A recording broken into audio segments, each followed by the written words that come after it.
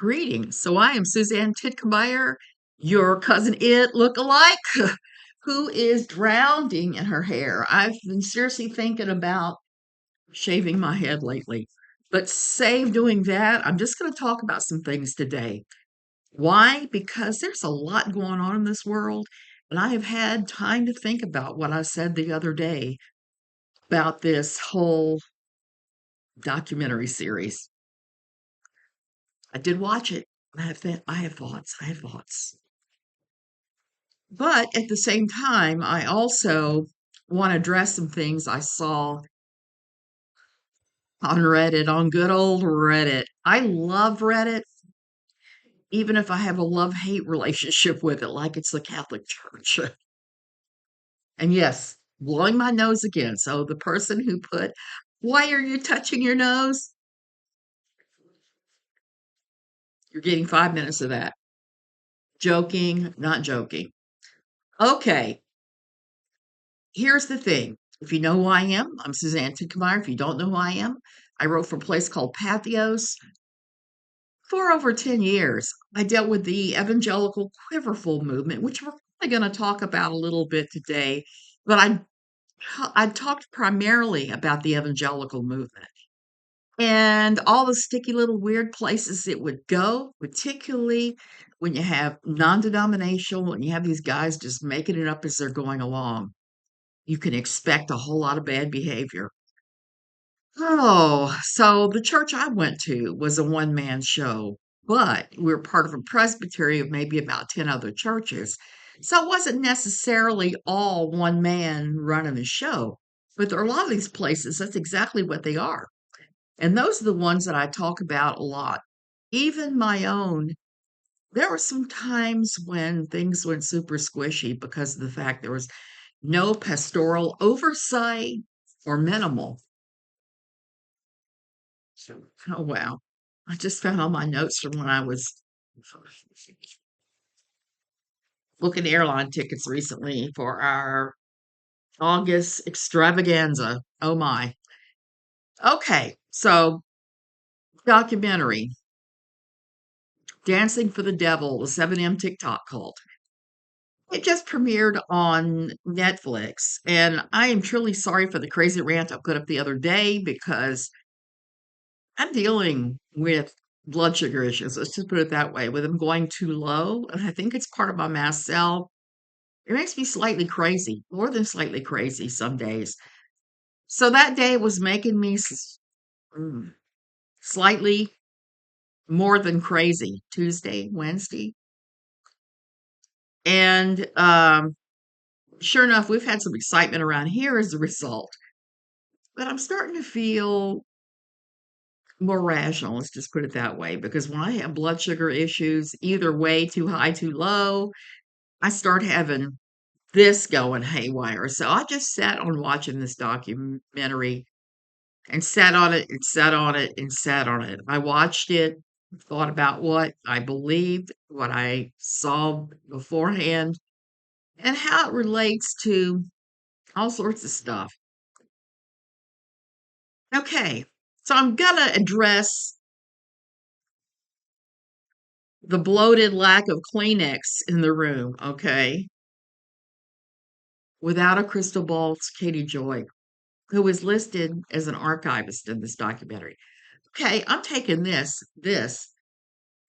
this, and I'm tossing it away.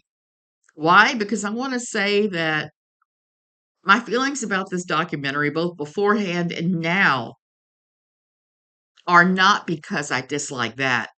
Okay, not at all. It did make me look at this with a little more critical eye, but not necessarily. I looked at this with the same critical eye that I looked at Gypsy Rose Blanchard way before she got involved with anything to do with the Kleenex box lady. I am not a big fan of killing somebody to get away from them. Not at all. And also not a fan of disingenuousness in people. Example, recently, I have to touch upon this. no matter if you love him or you hate him. But yesterday's conviction of our former president came about because of two different people.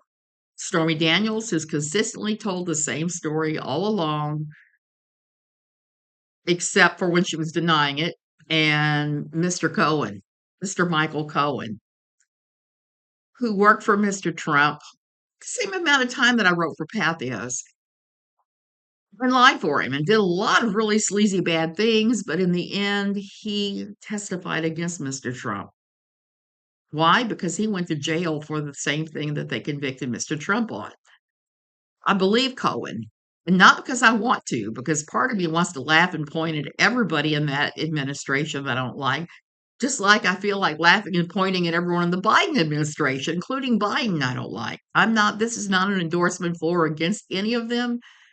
I don't like most of our rat bastard candidates.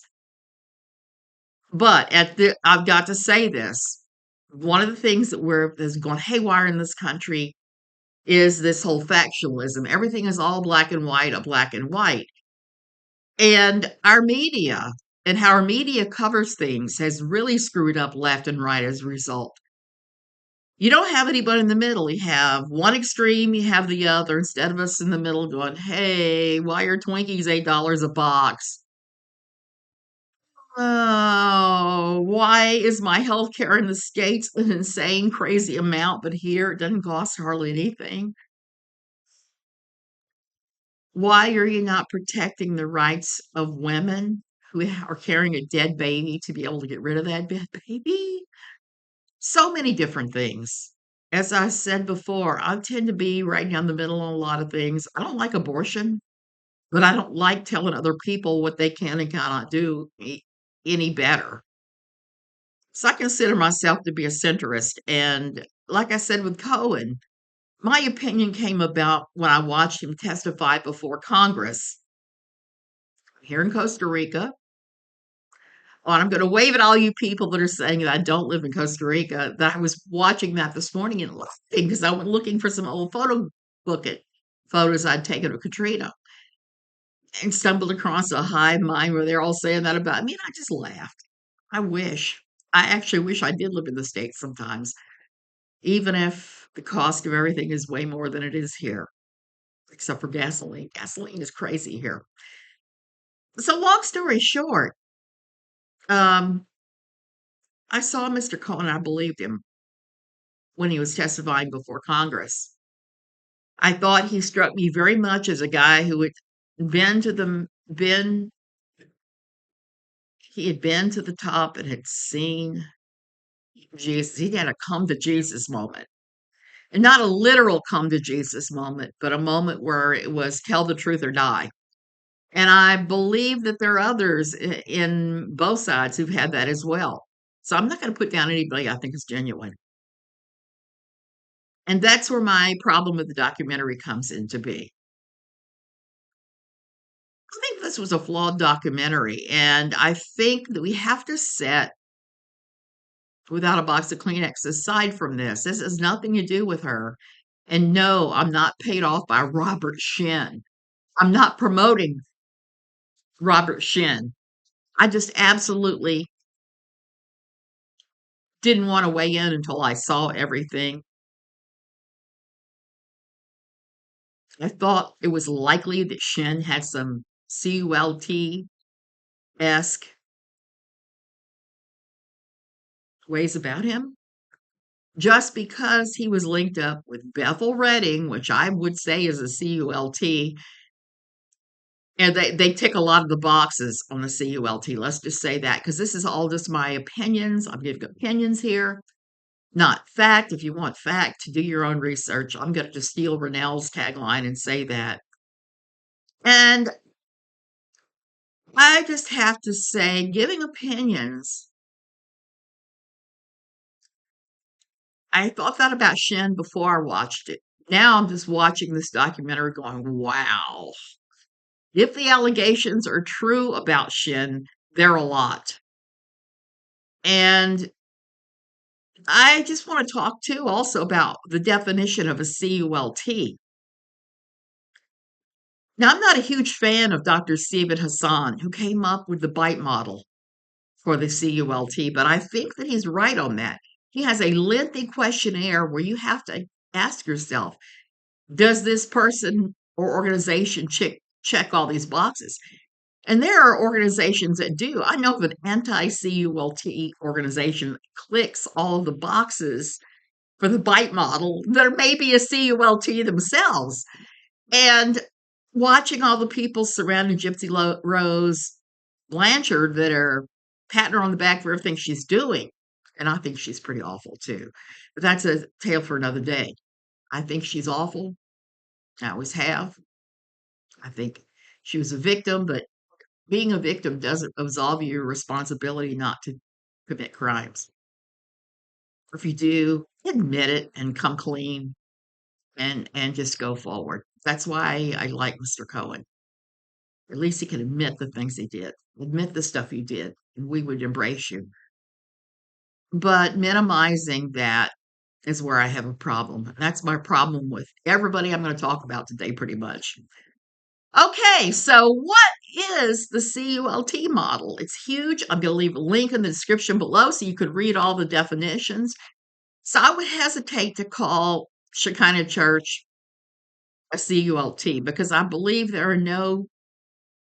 are almost no real CULTs left in this world. There are a lot of places that have some things in common with them that tick some of the boxes, but not the majority of them. And there is a scale this thing is rated on where you have to hit so many of them before you can really be called a CULT word. I have been one of these people who has adored documentaries for years, going way, way, way, way back. I used to always watch PBS's Frontline, which was a documentary series, and enjoyed when people look at things in a deeper manner and then go ahead and look at both sides.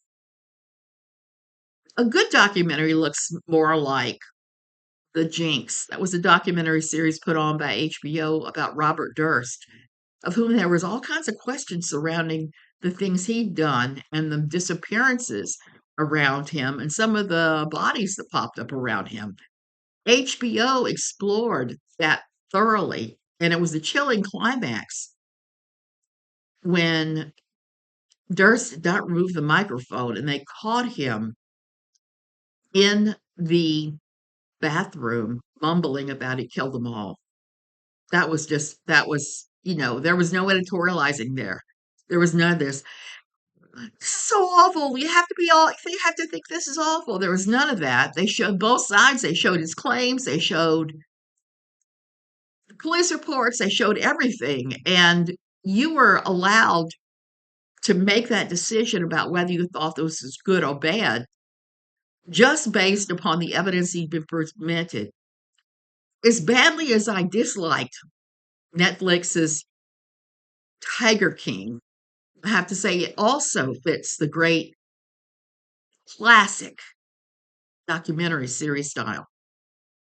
They just showed the unvarnished everything and went around and interviewed so many people, and they didn't ask them leading questions. They just asked them basic things that allowed them to keep talking, where they put their own foot in their mouth.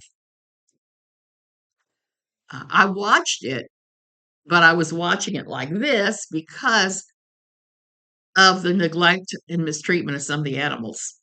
Those of you that know anything about me know that I have done animal rescue off and on for years. So if I see you doing something that's squishy about an animal, and I don't mean, say, Pork over there started coughing or I pushed her away, not like that. My goodness. I mean, like, example, if I started grabbing expired bologna and started feeding her that, like they did on Tiger King, I would have a problem with that. I would hope that you would have a problem with that and would correct me on it. And to the person that once said they couldn't watch me because I pushed Pork away one time, let me tell you something. Please don't ever come around the day I have to take kitties to the vet or I have to clip claws because you would be so horrified. So I guess what I'm trying to say is there's a normal and there's this out the box crazy abnormal. And Netflix's Tiger King exposed a lot of things. I was fascinated more with season 2 because they had 2 episodes where they delved into where Carol Baskin's missing husband was. And they took place in a town not far from where I live here in the greater Tamarindo area. A place called Bagasas, a place I knew well enough from visiting and going through there on the regular and stopping and talking to people I knew who lived there. I knew it well enough to know it was very unlikely that Robert was there, her ex, her late husband. He wasn't there. His airplane wasn't there. He's not there. So I was fascinated by that. I was fascinated. I was also fascinated to watch it with the um, subtitles on and then hearing the guys speaking Spanish and doing my own translations. Very informative. But again, Tiger King exposed both sides and just showed a camera on the unvarnished what was going on and allowed you as the viewer. They assumed you were intelligent enough to be able to come to your own conclusions. And that's what great documentaries do. Those are the kind of things that have people have done for years, including like oh, I could see him. I could see him in my mind's eye. This is what I get for not writing his name down. The great liberal icon that did Roger and Me in Detroit, who was pretty much hated by the right wing. I've always found his documentaries to be compelling, and truthful, and how he looks at both sides and goes and tries to talk to people. They shut him off. Now, granted, it sounds like the documentary did reach out to Shinn, to Robert Shinn, and he refused. Oh well, what can you do? But it felt like it was very biased. And even Forensic Files or the entire investigation discovery lineup does it differently than this documentary did it. And what do I mean by they did it differently? Things like they did things such as not air the documentary or finish the episode until there was actual legal happenings that happened and verdicts took place and we got resolution. This whole thing did not do that at all. They showed one very biased view that they wanted to what they wanted to get out, and not much else, which was a huge mistake. They should have, by contrast, showed a lot more of both sides and let the viewers assume that the viewers had enough intelligence to form their own opinions. That's what a good documentary does, instead of a bad one. A good documentary is informational. They trust you as the viewer. So they inform you about all the things that have happened and what the different sides are saying. They don't just automatically pick one side or another. Now, bad documentaries are bad for everybody. They're not just bad for the person who loses their court case or loses reputational points. They're not just bad for that. They some of the worst ones have engaged in an internet lynch mob, which turns, how am I going to say this kindly? How am I going to say this kindly? Because I do need to say this kindly. Let me just say this. There's no kind way, so I'm just going to come out and say the unkind way. When you have viewers who are maybe not as educated or as worldly as the average person, you're going to come up with these internet lynch mobs. There's just no other way around it. I've seen it happen again and again and again. I've seen this happen in many different communities, including recovery from religion type communities. Okay. They are going to take on this lynch mob mentality. And the scary thing about that is a lot of times they will end up doing some very criminal activities. So instead of informing, it just gins up the fear and makes the mob do their thing. And we certainly saw that in the wake of this too, when we saw somebody posting the contact information and the address of the sheriff's department, police cop shop, police station, that the initial abuse in this documentary had been reported to and demanding that they do something.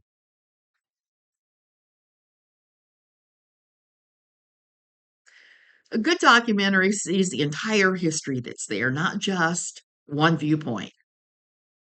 And if it means filming for years instead of rushing to your false conclusion,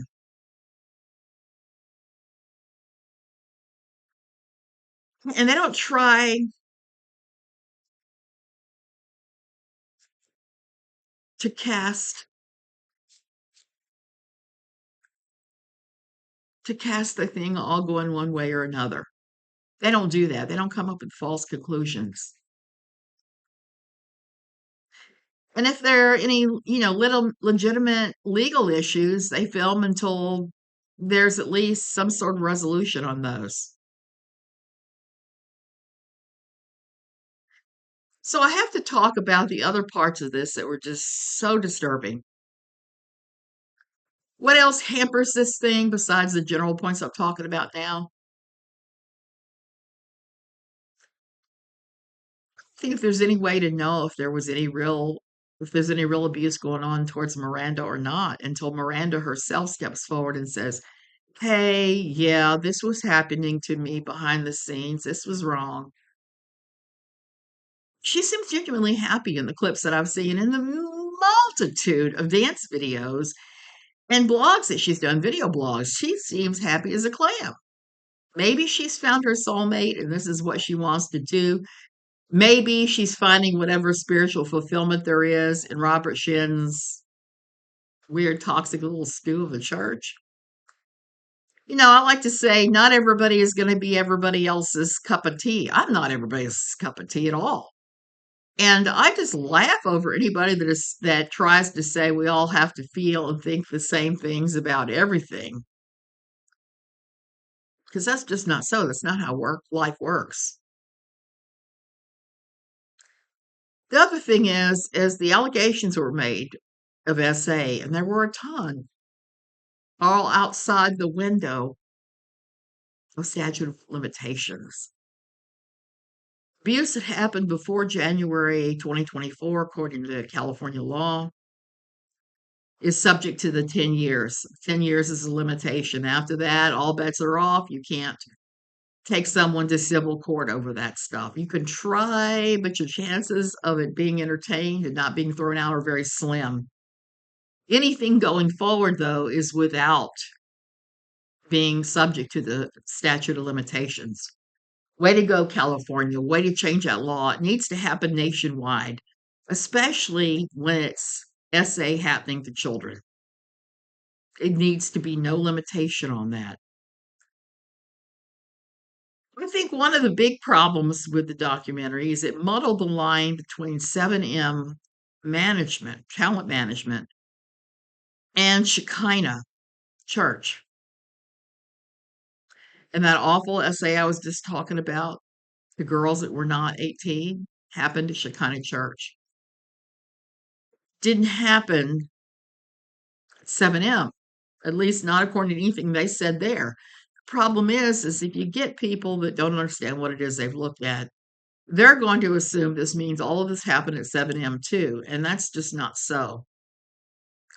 It happened at Shekinah. Shekinah is not being sued for that. They should be. And look, I'll be the first person to admit I'm not a fan of Miranda Wilkins' family for so many reasons. Mostly the way that they behave themselves since they came forward publicly. And if you think I'm being too harsh judging them and saying, oh, they're all dramatic and there may be some this X, Y, and Z going on, There are two things that happened during the documentary that only doubled down on my dislike. Number one was early on when they showed the parents dancing with the toddlers, the little toddlers, and saying that's all they want to do is dance, dance, dance, and they wanted to be famous dancers and things. I'm looking at that going, no, you want them to be famous dancers. They're toddlers. They might want to go to space or be a mermaid. You just don't know. When you're that age, what you love to do changes from day to day to day. And I've seen so many awful, pushy stage parents through my years, especially around the issues of children's dance teams, children dancing, gymnastics teams, and especially the children's pageant world. I don't see them any differently as pageant parents. That's just how they came across to me and everything. Maybe I'm wrong, maybe they're fine people, but that's not what I'm seeing. And it looks like Miranda's sister is more mad that Miranda just moved along and started doing something entirely different that she couldn't be part of, is what it looks like from here.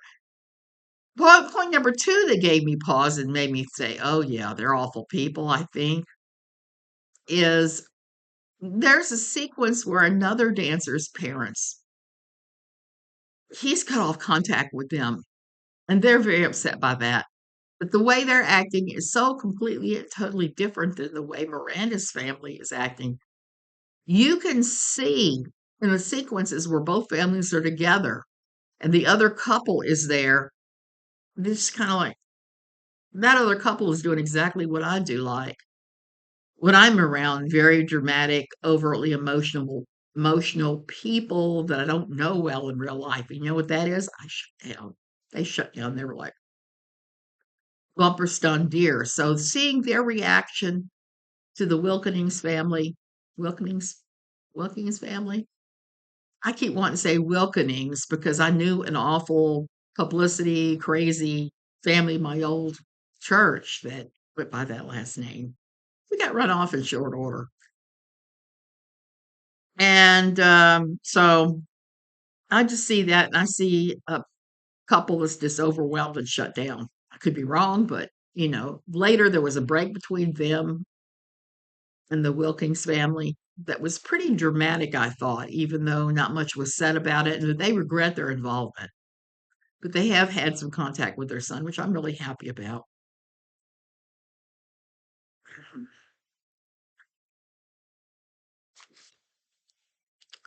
Read all my notes because I've been thinking about this. Okay.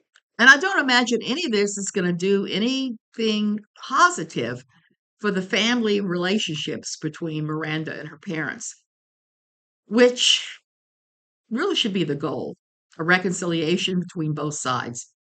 And that does not mean a reconciliation where the parents and the sister get to dictate what that looks like. There's such a thing as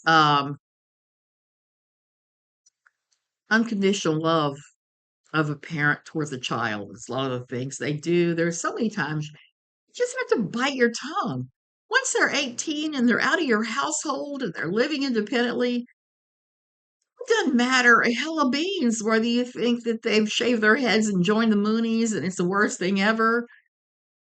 You really have no say so at that point. The only thing you can do is stay in contact and hope that you can catch them as they fall if they leave their high demand religious organization. This is something that my years of writing for NLQ, for No Longer Quivering, and for talking to the victims, and especially the victims' parents. If I had $1 for every time I talked to someone's parents who said, what can we do to get them out? And I've had to say, nothing.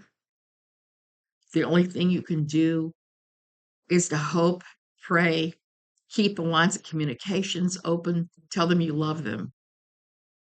And if they reach out to you to rescue them, rescue them. But you can't go charging in where you aren't wanted because all you're going to do is make it a whole lot worse. And there's really not a lot you can do. That's what's sad about all of this.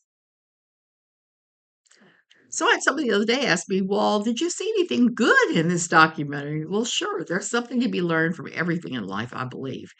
Even things that you think are entirely negative, there are some there are some beautiful points in them. I got to see lots and lots of dancing, which is always a good thing. I used to dance when I was younger. When I was a teenager, I stopped because I injured my hip. Got to see a lot of excellent, outstanding dancers. That was always good. I look for that sometimes on YouTube. There, not so much YouTube as Facebook and Instagram. I'm not a TikToker. I'm an old as the hills old lady, but I sometimes will watch that stuff because it's happy and it's fun. And so that was good to see that. The good bad stuff. I got to see lots of malignant narcissism on display, and I'm not even going to call out who the malignant narcissists were because there were definitely more than one in this whole thing, and people with different kinds of personality disorders galore. It was like a how to don't do this for me in a lot of ways.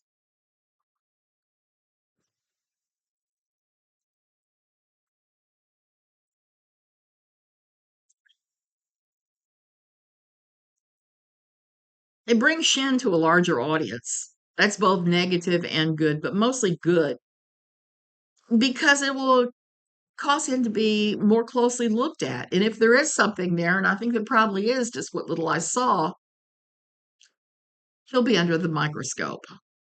And it sounds like he needs to be. It looks like something does need to happen there. I don't know what that is, but it's not exposing it to the entire world in hopes he'll slip up.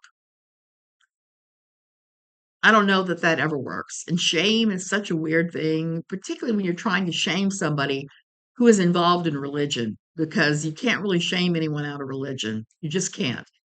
It doesn't work that way. So there's that negative and positive attention. How that will affect him, I don't know. But I can think it can only be good as in exposing the toxic. I'm very all about that. And I did like seeing the three dancers who escaped that talk about their journey in and out, because that's a really hard thing to do, is to leave a high demand religious organization intact. It's just incredibly hard. I know people who've unalived themselves because the pressure got too much and they just couldn't do it. And then others who have just piped down and shut their mouths up and doing like this, still in their groups because of the pressures. What they did was emotional equivalent of climbing Mount Everest. And there were some darling people. I was glad to see them. I was glad to see them speak up. Survivor stories are important, as we learned yesterday about Stormy Daniels' survivor story. They're important and they can change nations. And showing this opens a door to other dancers leaving. Maybe not Miranda.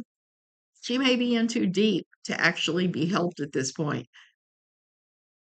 But I'm thinking about all the other dancers who are not so much in the spotlight as Miranda leaving. I think that when you're in these groups, when bad things happen and they're exposed like this, it causes one of two reactions. Either you double down, double down, double down on what you're doing, and you're like, okay, I'm the true believer. Everybody else in the world is going to HE double hockey sticks. Okay. Or you start going, yeah, this is a lot. This is way more than I ever dreamed it would be. And I can't. I just can't anymore. So we may see more and more people leaving this group. I seem to recall at one point the 7M shuttered their doors and quit operating as an entity. So that could be as well. I seem to remember that. If that's the case, then suing someone for defamation for an organization that's dead may be a very winnable case. I don't know.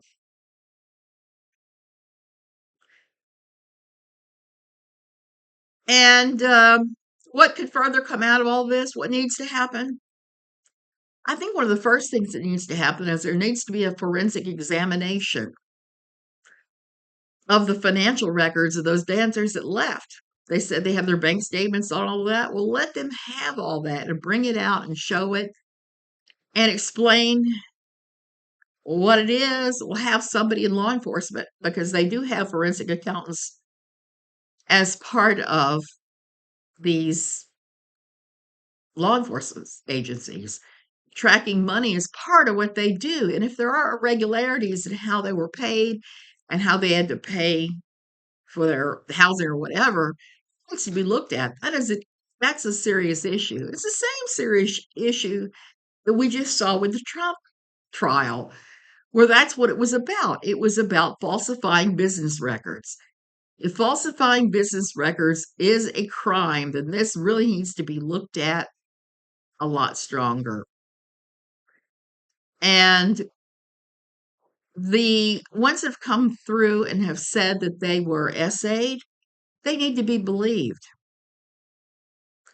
They need to be believed and supported because obviously they have just been through that HE double hockey sticks place with these people and with everything that happened. And this is going to affect them for the rest of their lives. It's never going to be an easy thing. Even with all the therapy in the world, it's still a hard thing. And I think also that's why we're clamping so hard because when you have something that you're getting ready to watch, you know damn good and well you're going to be triggered. And I don't care how long it is you've been out. Stuff is just triggering. It just is. Last year, yeah, I'm got itching. I'm trying not to itch myself, and I know it's just my allergies. Um, causes my whole skin to crawl sometimes. If you see me doing like this, that's what that's all about. It's my allergies. That's also why I will sometimes do like this because I'm starting to have drippage, and I know you guys really want to see that. Um, and I've totally lost my train of thought like the ADD I am. Oh, I was talking about being triggered. Last year, when I was so incredibly triggered by shiny, happy people,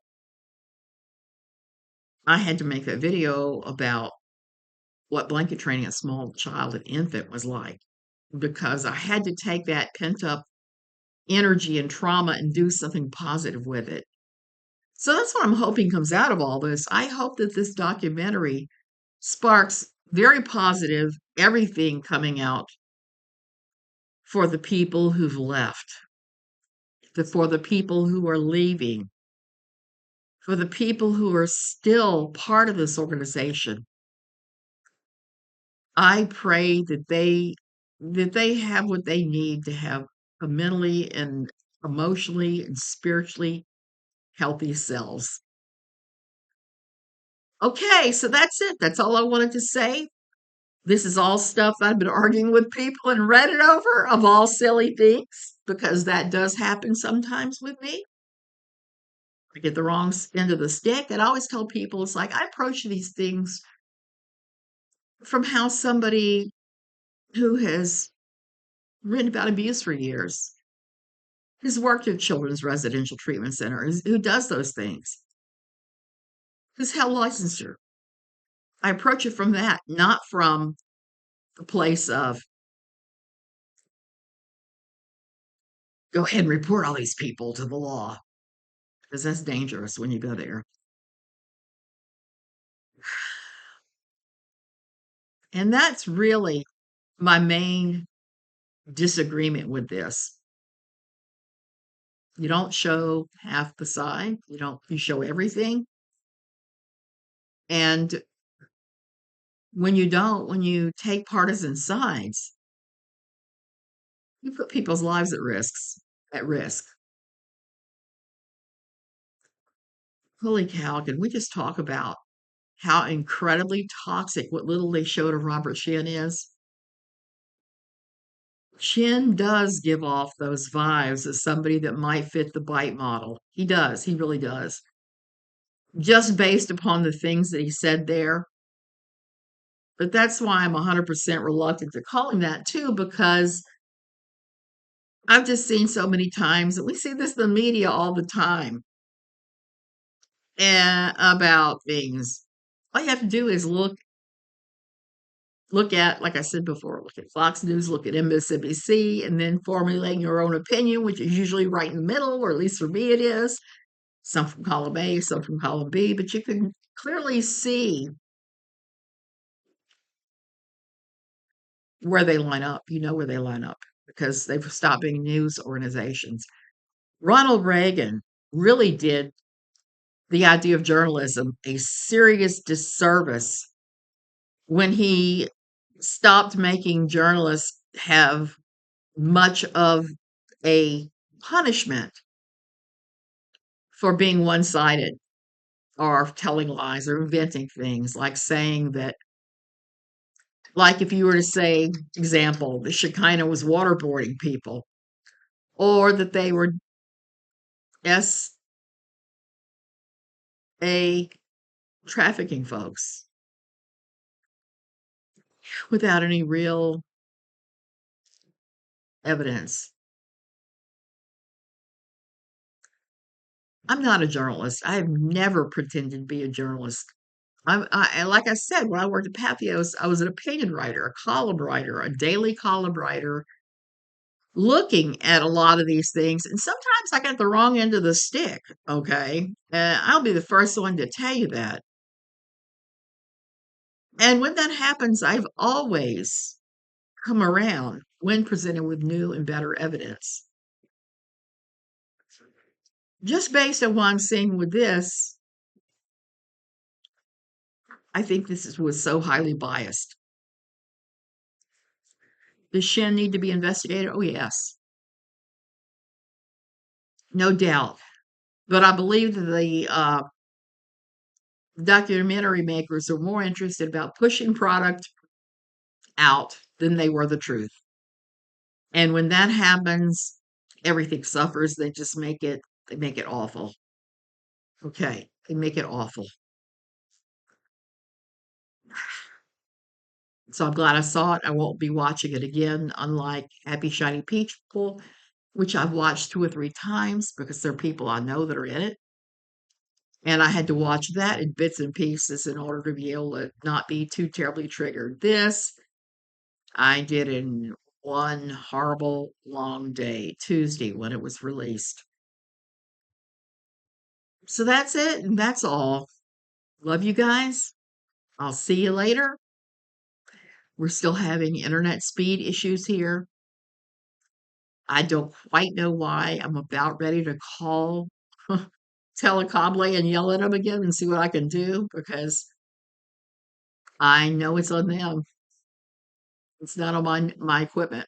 Not at all. Okay. So I'll see you in the next one. And in the meantime, don't fall for stupid narratives. Just don't. Know that if there is something here, Shin will pay a price at some point. You can't act like he's been accused of acting and not have blowback. It just doesn't work like that. Someone did try suing him and they lost. I think the day is coming where he may be culpable for some of the things he's done that aren't so good. And I wanted to say that too. That was one of the things I wanted to say about Shin that I didn't say. I know I keep wrapping up and I keep going off on rabbit trails. I'm sorry, I should call my channel Rabbit Trails because I'm going off in all these different directions. And I'm so ADD so many times. Look, a monkey. Um, the clips I showed of Shin, you can make anybody look good or bad by how you edit them. Anybody, I don't care who they are. Don't believe me? Go back and rewatch Wife Swap. I think it was ABC, and you can see how they put hero villain edits in all the time. That is something that reality TV runs upon. That's one of their things that they have done for years, and they'll probably always do. And it's why we can say confidently that reality TV is not very real. It's scripted. It's very scripted, and that's just how they do things. Okay, now to wrestle with the insurance company. I have things to do. Love you guys.